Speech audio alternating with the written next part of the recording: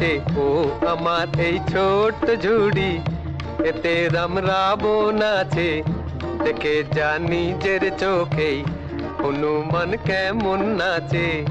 এ সুযোগ পাবে না আর, বলো ভাই কি দাম দেবে, পুতুল নেবে গো পুতুল, পুতুল নেবে গো পুতুল।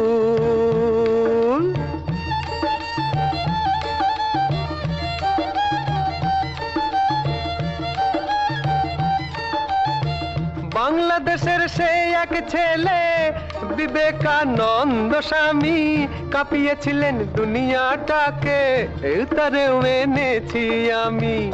এ সুযোগ পাবে না আর, বলো ভাই কি দাম দেবে, পুতুল নেবে গো পুতুল, পুতুল নেবে।